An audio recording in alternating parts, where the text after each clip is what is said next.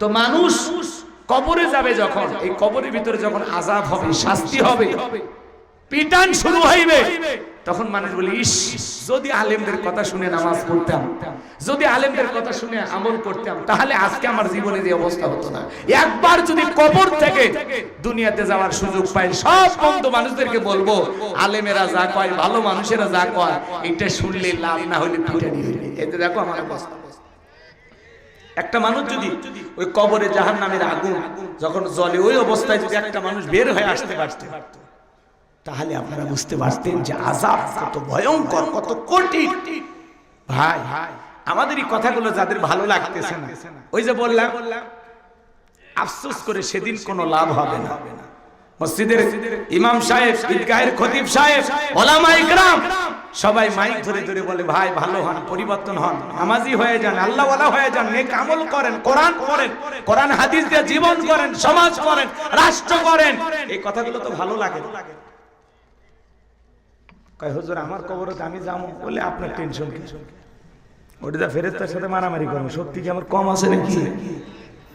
পরকালে তোমার শক্তি কোনো কাজে আসবে না।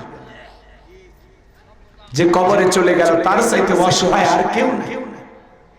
সাবধান। আমার কথা কি বিরক্ত হয়েছে? তাহলে একটু বিবেক দিয়ে ভাববেন।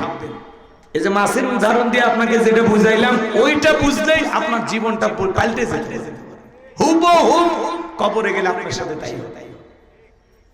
কি যে পিটান পিটাবে, অন্ধ ফেরেশতা চোখে দেখে, চোখে দেখে, কানে শোনে, ডিমান্ড বিশাল হাতুড়ি নিয়ে বসে আছে।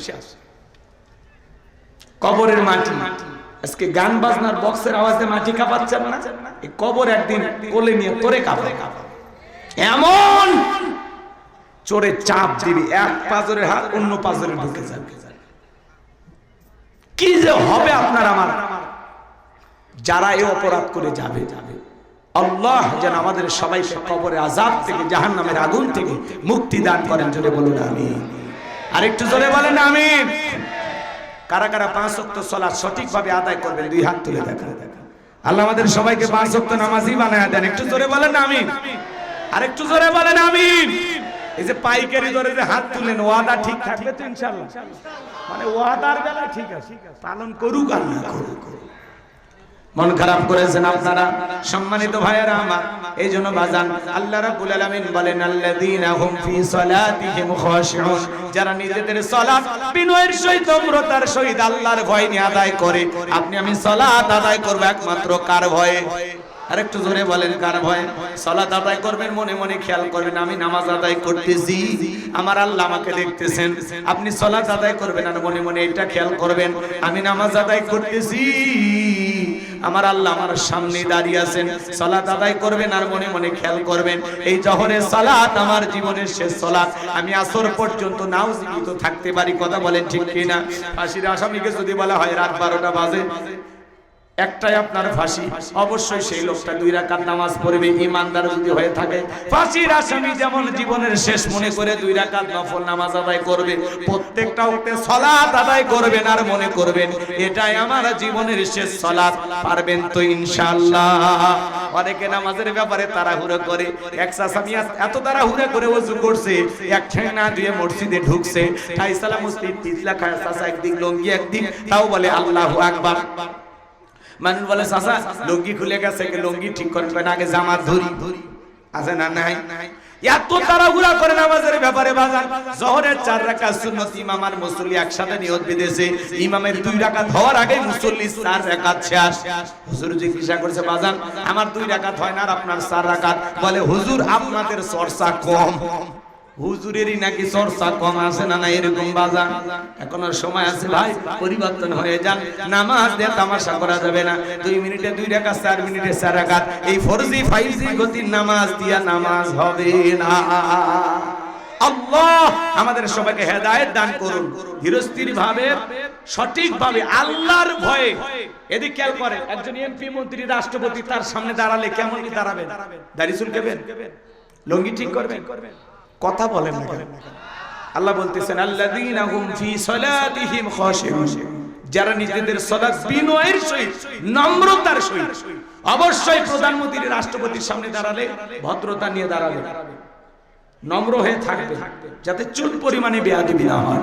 তার চাইতে কোটি কোটি গুণ নম্রতার ভদ্রতা নিয়ে মহান মালিক আল্লাহকে সিজদা দেওয়ার সময়, সালাত আদায় করার সময় ভদ্রভাবে, নম্রভাবে, বিনয়ী হয়ে আসামির মতো স্যালেন্ডার করে, আত্মসমর্পণ করে দাঁড়াইতে হবে। কথা বলে ঠিক না? বিনয়ের সহিত, বিনয়ের সহিত। আর আপনি আমি নামাজ পড়তে হচ্ছে দাড়ি চুলকে, টুপি ঠিক করে, লুঙ্গি ঠিক করে। তোমার লুঙ্গি এত খুলে রশি লাগাবা, রশি। মোবাইল ফোন আসছে, নামাজ পড়তে পড়তে ফোন রিসিভ করে বলে হ্যালো নামাজে আছি, পরে কথা। এলে ডিজিটাল মিশন। খালি মসজিদ গুলো সুন্দর হচ্ছে, কিন্তু মসজিদে যে ইমানদাররা সালাত আদায় করতেছে তাদের ইমানের অবস্থা খুব একটা সুন্দর না। আগেকার মসজিদ ছিল কাঁচা, মুসলমানদের ঈমান ছিল পাকা। বর্তমানে মসজিদ হচ্ছে পাকা, মুসলমানদের ঈমান হয়ে যাচ্ছে কাঁচা। আগেকার মানুষদের ছিল অভাব, বড় ভালো ছিল তাদের স্বভাব। বর্তমানে মানুষদের নাই কোনো অভাব, নষ্ট হয়ে গেছে চরিত্র আর স্বভাব।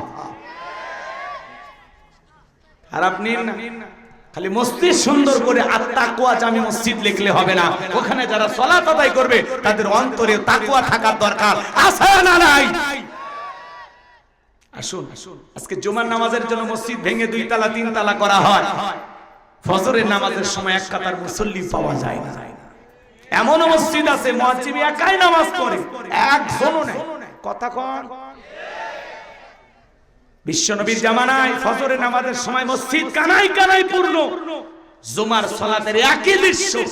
আর আমাদের জুমায় মসজিদ ভরে যায়, ফজরে কি দুলে ভাই হয়ে গেছে মালয়েশিয়া। আপনি নাই কেন? ফজর আসর মাগরিব এসে পড়া সরকার নাই? খালি জুমার 2 রাকাত সালাম ফিরাইতে দেরি, মসজিদের বাইরে পা রাখতে দেরি। কি হুজুর এগুলো বলা লাগবে না? চলবে চলবে। কষ্ট হচ্ছে আপনাদের? আসুন ভাই, একটু পরিবর্তন হোক। আপনার আমল আপনি করবেন, আপনার কবরে আপনি যাবেন, আপনার হিসাব আপনি দিবেন। আমার কাজ হলো কি? উপদেশ দাও। ইন্নামা আনতা মুযাক্কির লাস্তা আলাইহিম বিমুসাইতির। নবী গো, আপনার কাজ হলো মানুষকে উপদেশ দেয়া, কাউকে লাঠি চার্জ করে জোর কইরা পিটাইয়া ইসলামের পথে আনার দরকার নেই। তো আমাদের কাজ হলো বিনয়ের সহিত মানুষকে বুঝানো, উপদেশ দেয়া। এতটুকু আমাদের দায়িত্ব। কতটুকু পালন করবেন না করবেন এটা আপনার ব্যক্তিগত ব্যাপার। এজন্য অনুরোধ করে বলতেছি বাজার, আসুন কাফনে মোড়ানোর আগেই নেক আমল দিয়ে নিজের জীবনটা মোড়ায়। কথা বলে না? আল্লাহ আমাদের সবাইকে বেশি বেশি করে মালিকের গোলামি করার তৌফিক দান করুন, রবের গোলামি করার তৌফিক দান করুন, বেশি বেশি মসজিদে গিয়ে সালাত আদায় করার তৌফিক দান করুন। চিল্লা বলেন আমিন। এইবার মুমিন বান্দার 2 নাম্বার গুণাবলী, আল্লাযীনা হুম আনিল লাগবি মুরিদুন। মুমিন বান্দার 2 নাম্বার গুণাবলী, ওরা তো কথাবার্তা বলা যাবে না। এক জায়গায় বসে 2-3 ঘন্টা গল্প করে, আজে বাজে কথা বলে, অমুক খারাপ তমুক খারাপ, এ ভালো না সে ভালো না। মনে হয় গীবত কমিটির সভাপতি সেক্রেটারি বসে গেছে, কথা বলেন না কেন? এত কথা আপনার মুখ দিয়ে কেন বলেন? আপনি কি ভুলে গেছেন আপনার জবানের প্রত্যেকটা কথা রেকর্ড করা হচ্ছে? কিরামান কাতিবিন ইয়ালামুনা মা তাফআলুন। সম্মানিত 2 জন লেখক ফেরেশতা আপনার আমার জীবনের ডায়েরিটা লিখতেছেন। আল্লাহ বলেন মা ইয়ালফিজু মিন কাউলিন ইল্লা লাদাইহি রাকিবুন আতীদ। বান্দা এমন কোন কথা বলে না, এমন কোন কর্মকাণ্ড করে না যা রেকর্ড করার জন্য ফেরেশতারা নাই। আপনার আমার জবানের প্রত্যেকটা কথা রেকর্ড করা হচ্ছে। এজন্য কথা বলার আগে সাবধান। কথা বলে সাহেব কবে ঝড় তুলছে, ঝড় ঝড়, অমুক খারাপ তমুক খারাপ, এই হুজুর কইছে ওই হুজুর, হুজুরের ভাষণে হুজুরের সমালোচনা করে, হুজুরের পিছনে নামাজ পড়ে হুজুরের বিরুদ্ধে সমালোচনা করে। ভালো হ্যাঁ, একজন এসে আমার কাছে, হুজুর আপনি ওয়াজে একটু গান টান গান এগুলো জান বললেন, তাহলে আমারে দাওয়াত দিছো কে? আমি গান গাওয়ার বক্তা? হ্যাঁ, 2-1টা যুবকদের বোঝানোর জন্য বাস্তবতার আলোকে প্রেক্ষাপটকে বুঝাইতে গিয়ে একটু তুলে ধরি, এটা কি আমার অপরাধ? হ্যাঁ ওই যে বুবু যে বললাম ওটা প্রেক্ষাপটের সাথে মিলে গেছে না, তুলে একটু বলা লাগি তো এটা গান কর কিসের মিশছে না করবো, পুরোটাই করবো সামনে নতুন হাতি যাই দেখছি দেখছো বলবো বাবা বলবো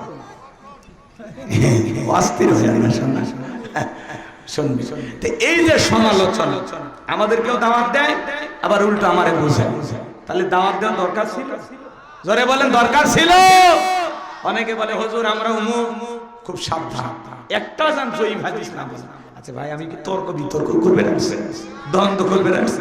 আমি এসেছি বয়ান করবে, আমার সিস্টেমই তাই। আমি আমার বয়ানে কোনো উল্টাপাল্টা পাবে না, আমি কাউরে গালিও দেই না, উল্টাপাল্টা কথা বলি না, কোরআন এবং সুন্নাহর ভিত্তিতে কথা বলার চেষ্টা করি।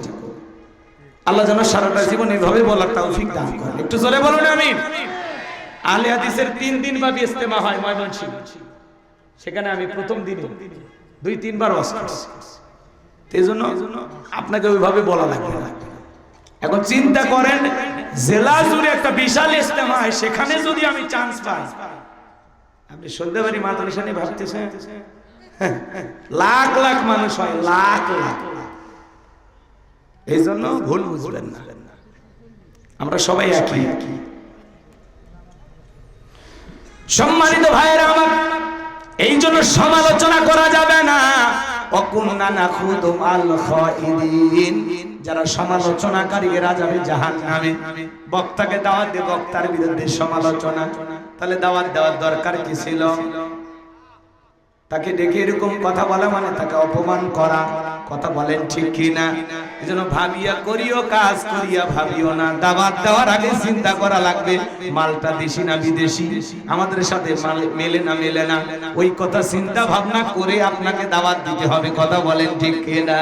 আর আমার সব কথা যদি সহ্য না করতে পারেন, খামাকা দাওয়াত দিয়ে কেন স্লিপ দেন?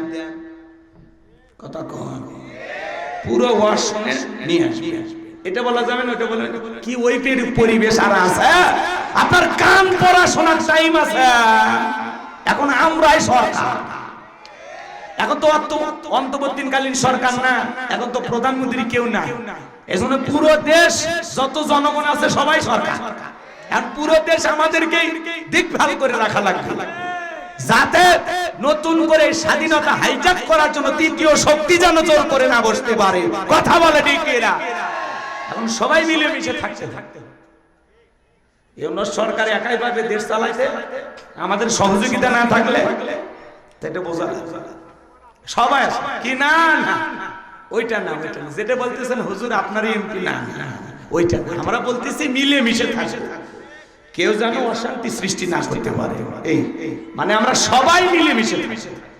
সরকার যারা আছে ভবিষ্যতে কাদেরকে বানাবেন ওটা আপনাদের বিষয়, ওটা আপনারা চিন্তা ভাবনা করে রাখেন, ঠিক আছে? সামনের দিকে যায় আমার ভাইরা, তার মানে অনার্থক কথাবার্তা বলা যাবে না, আজেবাজে কথা বলা যাবে না। মুমিন বান্দা জবান দিয়ে সে কথা বলবে যে কথা বললে সব হয়, আজেবাজে কথা বলা যাবে না। এত কথা বলেন কেন? আপনি চুপ থাকেন, মাংসমাতা না যা, চুপ থাকলে আপনি নাজাত পাবেন। আল্লাহু আকবার বলেন। এজন্য জবান দিয়ে যা খুশি তাই বলা যাবে না, জবান দিয়ে কথা বলার আগে একটু হিসাব করার দরকার আছে না না? তাহলে মুমিন বান্দা জবান দিয়ে কথা বলবে ততটুকু প্রয়োজন, যতটুকু প্রয়োজনের অতিরিক্ত কথা বলা যাবে না। মুমিন বান্দার 2 নম্বরে গুণাবলী, অনার্থক কাজ করা যাবে না। মুমিনের টাকা হলে মুমিন সিনেমা হল বানাবে না, যাত্রা গানের আয়োজন করবে না, গানের কনসার্ট দেবে না, মদের বার দেবে না, সিনেমা হল বানাবে না। মুমিনের টাকা হলে মুমিন মসজিদ বানাবে, মাদ্রাসা বানাবে, ঈদগাহ মাঠ বানাবে, কবরস্থান বানাবে, রাস্তার মধ্যে ফলের গাছ লাগায়া দেবে, পুকুরের ঘাট বানায় দিবে, গরিব দুঃখী মানুষের মাঝে কম্বল বিতরণ করবে, গরিব দুঃখী অসহায় মানুষের মুখে খাবার তুলে দিবে। মুমিনের টাকা ভালো কাজে ব্যয় হবে, কথা বলেন ঠিক কিনা? আর ওরা এদেশের মানুষের টাকা নিয়া, যেই দেশের মানুষ খাইতে পারে না, ডাস্টবিনের খাবার পুরে খায়, রেল স্টেশনে বাড়ি নাই ঘর নাই ঘুমায়, কত নারী 500 টাকার বিনিময়ে দেহটা বিক্রি করে নিজের পেটের খাবার জোগাড় করে। সেই দেশে যারা ভাস্কর্যের নামে বিলাসিতা করে 4,500 কোটি টাকা খরচ করেছে, প্রত্যেকটা টাকার হিসাব একদিন আল্লাহর কাছে দিতে হবে।